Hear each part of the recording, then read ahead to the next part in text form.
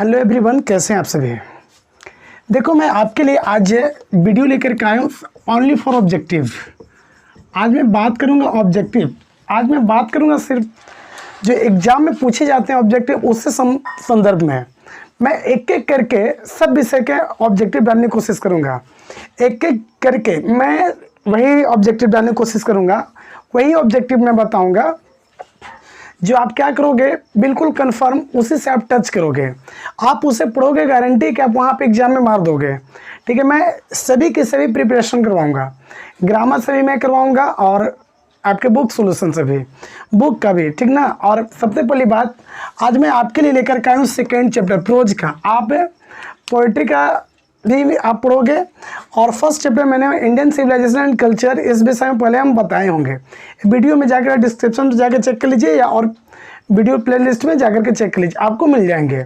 आज मैं आपको इस संदर्भ में बताना चाहता हूँ, नोट कर लेना बिल्कुल। मैं आधा बोर्ड पर याद कराऊँगा, अभी आधा बोर्ड पर याद कराऊँगा, थोड़ा सा ध्यान रखिएगा। मैं यहाँ पे जाकर देख लो, हम सिंपल सी बात करना चाहेंगे। अभी हम बात करना चाहेंगे सिर्फ ऑब्जेक्टिव का। देख लो, Bharti ji my home, Bharti ji my home, यह एक स्पीच है। क्या यह एक स्पीच है। अगर आपसे पूछा जाएगा, नोट करते चलना, नोट करने वाली बात रहेगा ना कि एक्सट्रैक्ट अगर पूछेगा, एक्सट्रैक्ट वर्ड, देख लो बहुत सारे बच्चों की समस्याएं मैं जानता हूँ।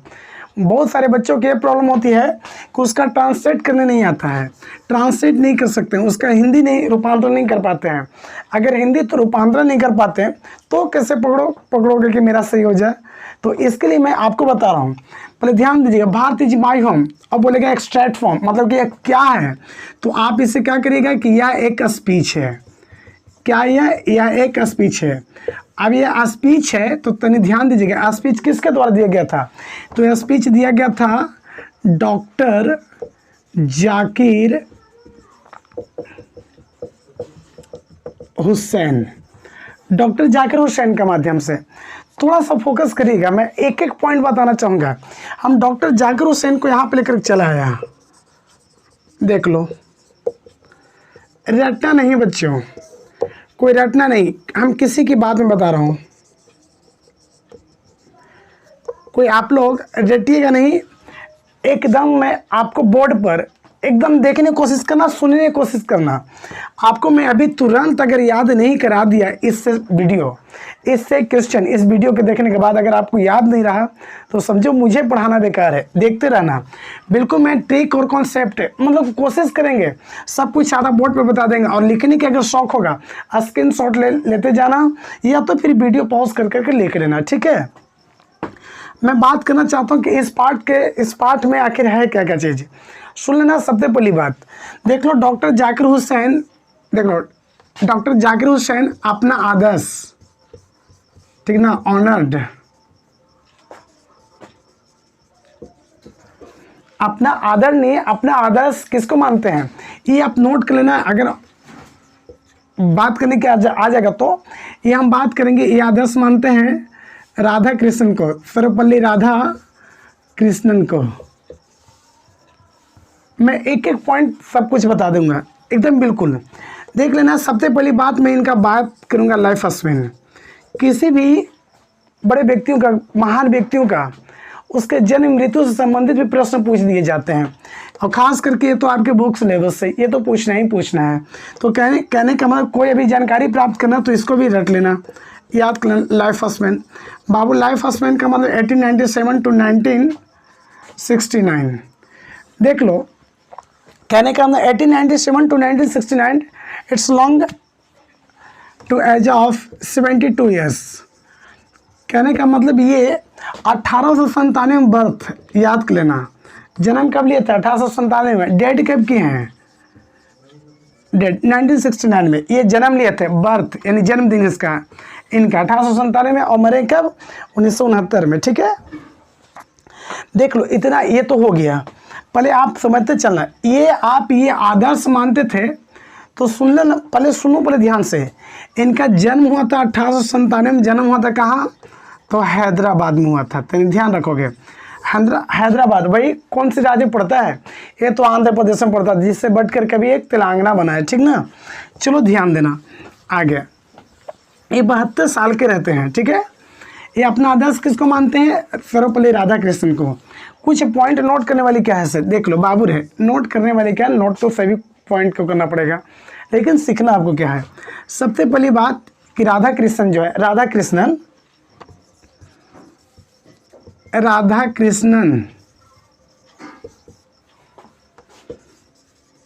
was the president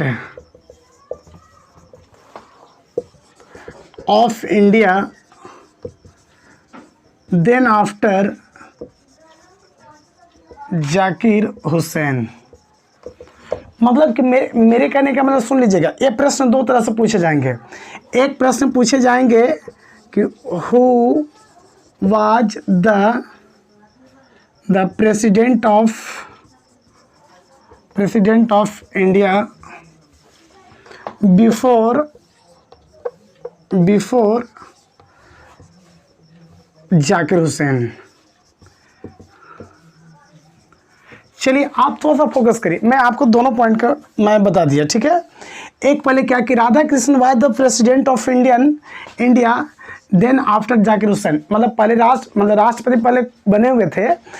Zakir Hussain जब राष्ट्रपति बने थे तो उनसे पहले राष्ट्रपति कौन बने हुए थे? याद कर लें, जाकिर हुसैन से पहले राष्ट्रपति कौन थे? राधा कृष्णन। इसको कभी कभी कैसे पूछता है, ऐसे पूछ देता है कि who was the president of India, यानी कि भारत के राष्ट्रपति कौन थे केकरा से पहले? बिफोर जाकिर हुसैन। जाकिर हुसैन से पहले कौन थे? तो जाकिर हुसैन से पहले राष्ट्रपति कौन थे? राधा कृष्णन, यही न थे। चलो ये आपको मालूम है, जिनके याद में हम 5 सितंबर को क्या मनाते हैं? टीचर डे, ठीक है। चलो उम्मीद है कि समझ में आ रहा होगा। एक चीज और तुम ध्यान दीजिएगा, ये स्पीच है, तनी ध्यान दीजिए, मैं एक एक पॉइंट मैं आपको बताता हूँ।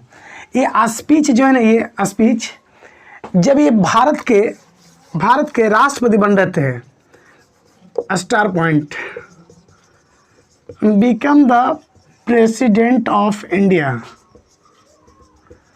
देखना बच्चा, मान लीजिए become the president of India in 1967, जब 1967 में क्या बन रहे थे?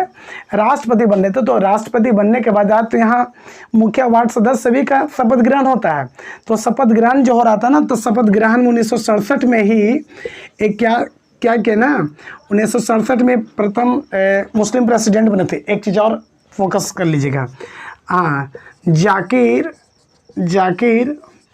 हुसैन वाज द फर्स्ट मुस्लिम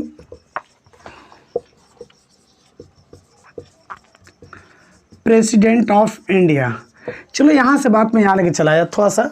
देखो, become the president of India 1967, जब 1967 में ये राष्ट्रपति बने थे, तो उस समय क्या दे रहे थे? उसी समय वहाँ पे कॉन्स्टिट्यूशन स्पीच भाषण दे रहे थे। कौन समय?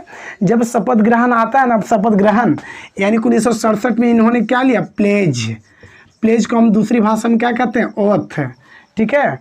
उसको हम क्या कहेंगे? प्लेज या ओथ, यानी कि कसम खाते हैं, शपथ ग्रहण जिसको कहते हैं।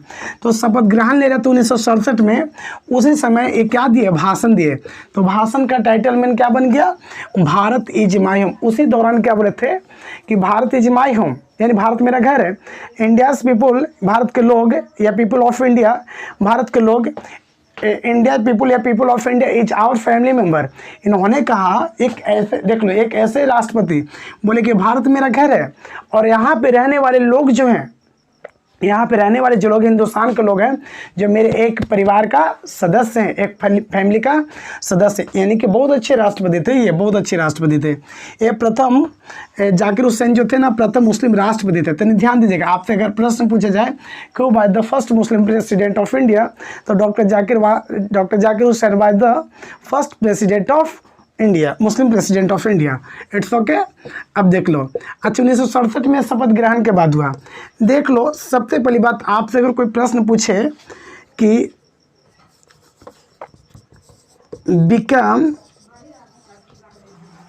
Become the president of India before doctor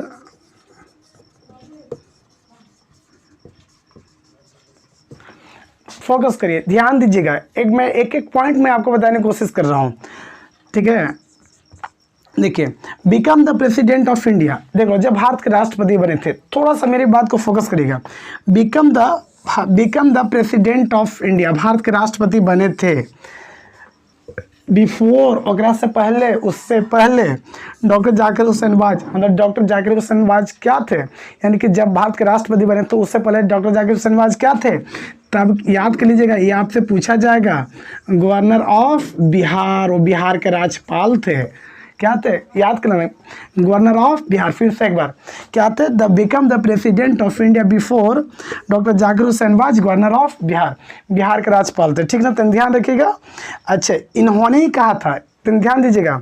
आज मैं भी कहता हूँ, सब कोई कहते हैं कि education is first prime instrument in our life, but we don't know कि education is most popularity in India and success of our life. कहने का मतलब हो गया, तो ध्यान दीजिएगा, इन्होंने कहा था कि एजुकेशन ही सबसे पहला यंत्र है।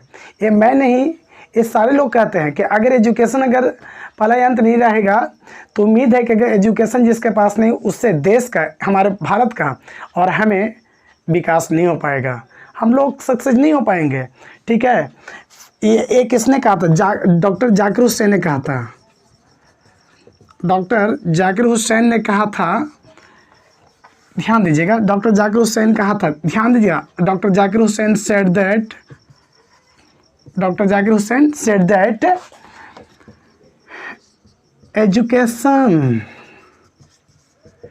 इज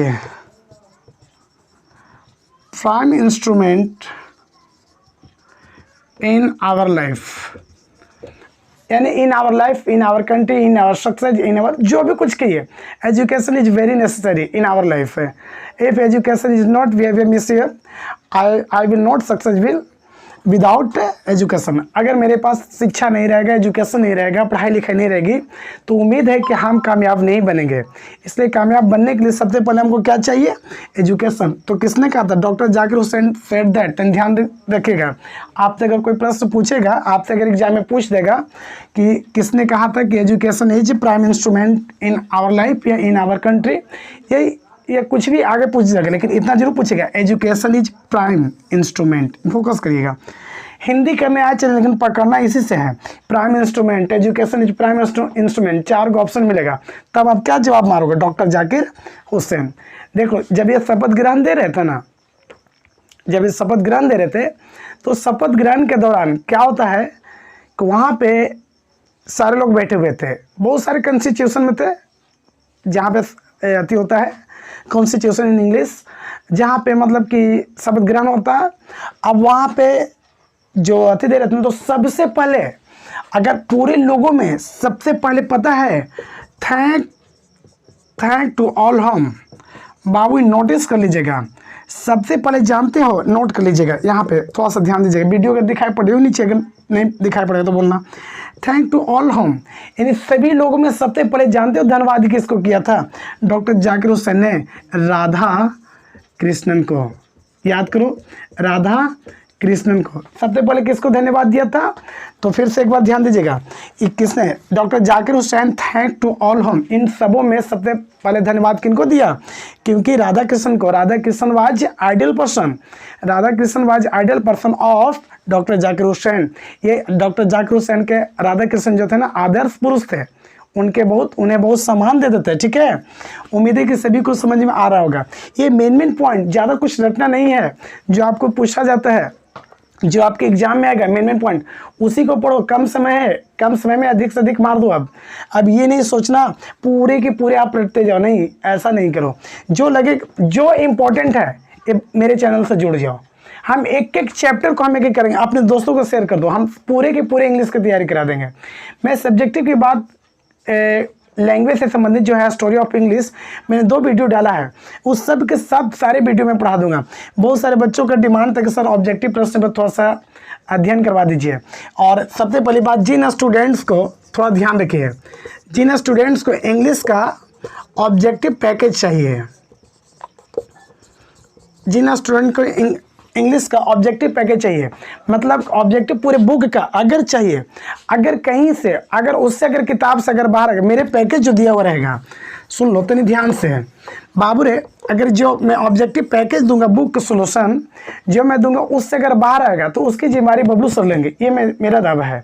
कोशिश करना कि इस पैकेज को अगर किन्हीं को चाहिए वो स्टूडेंट मेरे इस नंबर पर व्हाट्सएप करिए, मैं आपको जो भी कुछ रहेगा उसी हिसाब से मैं बता दूंगा, ठीक है। इस नंबर पर व्हाट्सएप करिए, अगर वीडियो पसंद आएगा तो लाइक भी करिए, शेयर भी करिए।